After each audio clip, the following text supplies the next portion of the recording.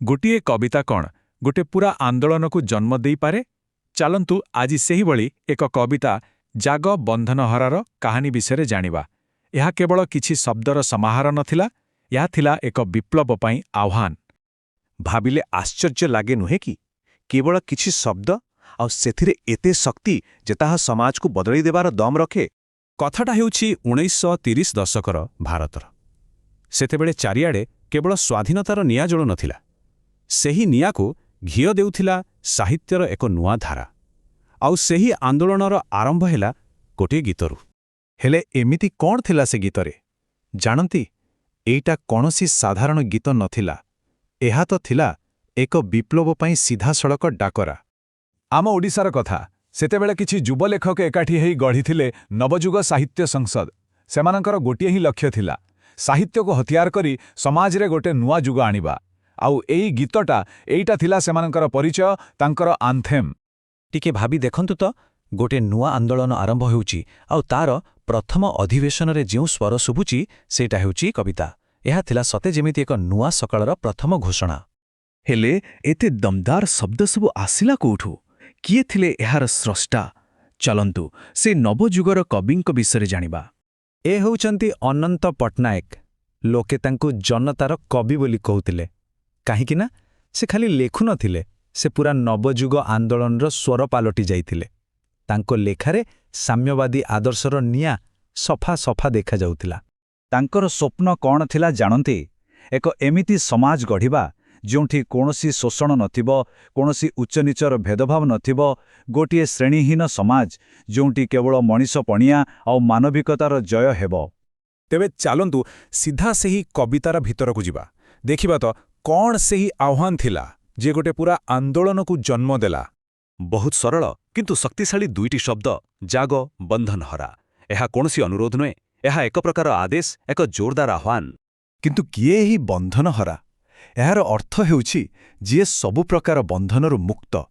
ଆଉ କବି ଏଠି ସିଧାସଳଖ ସେହି ସମୟର ଯୁବପିଢ଼ିକୁ କହୁଛନ୍ତି, ଯେଉଁମାନେ ପୁରୁଣା ଅନ୍ୟାୟୀ ବନ୍ଧନକୁ ଭାଙ୍ଗିବାକୁ ପ୍ରସ୍ତୁତ।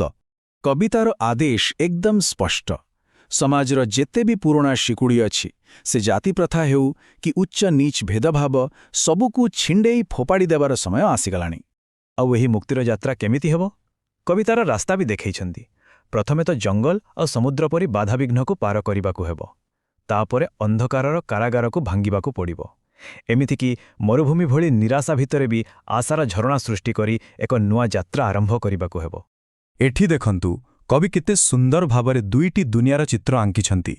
ଗୋଟେ ପଟେ ଅଛି ବନ୍ଧନ ଆଉ ଶିକୁଳିରେ ବନ୍ଧା ଜୀର୍ଣ୍ଣ ଅତୀତ, ଯେଉଁଠି ଖାଲି କାନ୍ଦ, ଅପମାନ ଆଉ ଅନ୍ଧାର।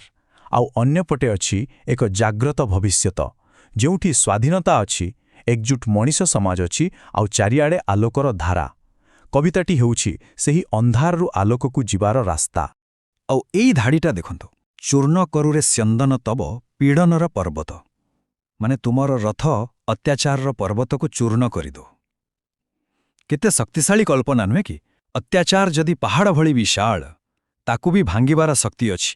ଏଠି ସ୍ୟନ୍ଦନ ଶବ୍ଦର ଅର୍ଥ ହେଉଛି ରଥ, କିନ୍ତୁ ଏଇଟା କ'ଣ କୌଣସି ସାଧାରଣ ରଥ? ନା, ଆଦୌ ନୁହେଁ। ଏହି ରଥ ପ୍ରକୃତରେ ହେଉଛି ନୂଆ ପିଢ଼ିର ଇଚ୍ଛା ଶକ୍ତି। ଗୋଟେ ଏମିତି ଶକ୍ତି ଯାହାକୁ କେହି ଅଟକେଇ ପାରିବେନି। ଏତେ ଶକ୍ତିଶାଳୀ ଯେ ତା ସାମ୍ନାରେ ଅନ୍ୟାୟର ପାହାଡ଼ ବି ଛିଡ଼ା ହୋଇପାରିବନି, ସବୁ ଚୁର୍ମାର ହୋଇଯିବ। ତେବେ ଏତେ ଶକ୍ତିଶାଳୀ କବିତା ଆଉ ଏହାର କବିଙ୍କର ଐତିହ୍ୟ କ'ଣ? କ'ଣ ତାଙ୍କର ଏହି କାମ ଆଜି ବି ଆମ ପାଇଁ କିଛି ମାନେ ରଖେ? ଚାଲନ୍ତୁ ଦେଖିବା। ଦେଖନ୍ତୁ, ଅନନ୍ତ ପଟ୍ଟନାୟକଙ୍କର ଏହି ଲେଖନୀର ଶକ୍ତିକୁ ପୂରା ଦେଶ ସମ୍ମାନ ଜଣାଇଥିଲା। ତାଙ୍କର ସାମଗ୍ରିକ କୃତି ପାଇଁ ତାଙ୍କୁ ଭାରତର ସବୁଠୁ ବଡ଼ ସାହିତ୍ୟ ସମ୍ମାନ କେନ୍ଦ୍ର ସାହିତ୍ୟ ଏକାଡେମୀ ପୁରସ୍କାରରେ ସମ୍ମାନିତ କରାଯାଇଥିଲା। କିନ୍ତୁ ପୁରସ୍କାର ତ ଗୋଟିଏ ସ୍ୱୀକୃତି ମାତ୍ର। ପ୍ରକୃତ ଐତିହ୍ୟ ହେଉଛି ତାଙ୍କ ଶବ୍ଦର ପ୍ରଭାବ। ଜାଗ ବନ୍ଧନହରା କେବଳ ସେହି ସମୟ ପାଇଁ ନଥିଲା, ଏହାର ଆହ୍ୱାନ ଆଜି ବି ସେତିକି ଜୀବନ୍ତ। ଯେକୌଣସି ପିଢ଼ି ଯେକୌଣସି ପ୍ରକାରର ଅତ୍ୟାଚାର ବିରୋଧରେ ଲଢ଼ିବା ପାଇଁ ଏହି କବିତାରୁ ପ୍ରେରଣା ନେଇପାରିବ। ତେବେ ପ୍ରତ୍ୟେକ ପିଢ଼ି ପାଇଁ ଭାଙ୍ଗିବାକୁ କିଛି ନା କିଛି ଶିକୁଡ଼ି ଥାଏ। ଅନନ୍ତ ପଟ୍ଟନାୟକ ତାଙ୍କ ପିଢ଼ିକୁ ତାଙ୍କ ସଙ୍ଗୀତ ଦେଇଗଲେ। ଏବେ ପ୍ରଶ୍ନ ଉଠୁଛି, ଆମ ପିଢ଼ିର ଶିକୁଡ଼ି କ'ଣ? ଆଉ ତାକୁ ଭାଙ୍ଗିବା ପାଇଁ ଆମର ସଙ୍ଗୀତ କ'ଣ ହେବ? ଏହି ପ୍ରଶ୍ନଟି ସହିତ ଆଜିର ଏହି କଥାବାର୍ତ୍ତାକୁ ଏଠି ଶେଷ କରିବା।